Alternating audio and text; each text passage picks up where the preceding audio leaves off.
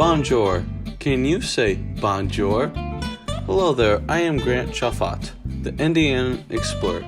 We are going to talk about biology today.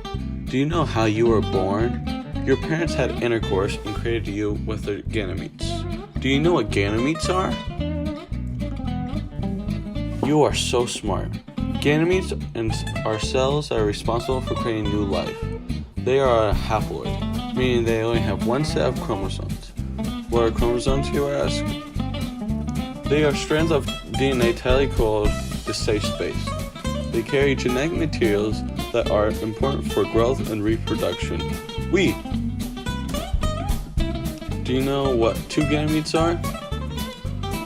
Yay! You got it. It is sperms and eggs. Now, we are going to pay them a short visit. Follow me, shoes, and you should too. Look, it's a sperm and egg. What are they up to today? Oh boy, they're merging with each other. Oh no, it's just an egg now. Do you know what happened to the sperm? Well, the genetic material is not gone. They merged together and that made them into a complete zygote. Now the egg has two sets of different chromosomes and will begin meiosis soon. Come, let's watch, it'll be fun. I will explain what will be happening. First, let's go inside the cell and we'll start with our friends, the chromosomes. Bonjour, chromosomes. Can you explain what you're doing? We are the chromosomes. We are from the sperm now.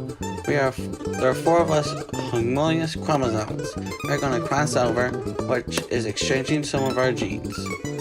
Bonjour. This is part of prophase 1, which is the beginning of mitosis and meiosis.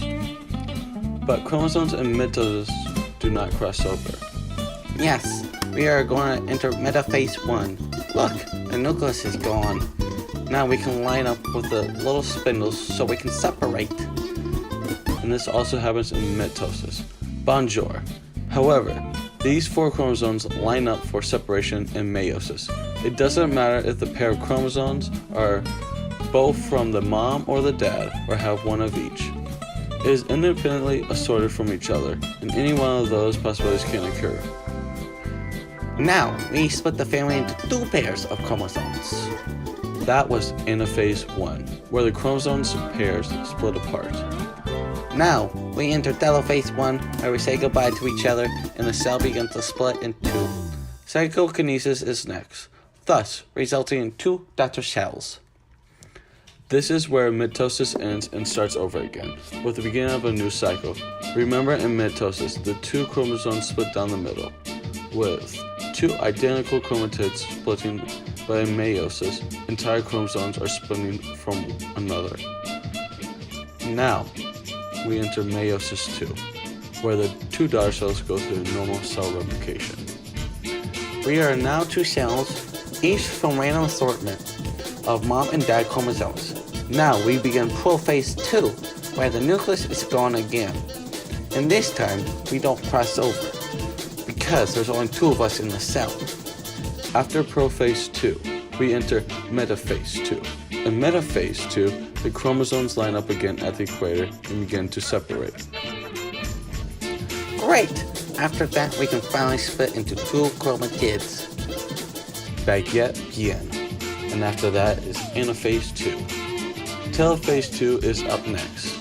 That is where the two daughter cells start to pinch into the middle so they can start leaving each other and they say their goodbyes. The end result of these two phases is meiosis 2. Results in four granddaughter cells, each with one set of two chromosomes. After that, we enter interphase.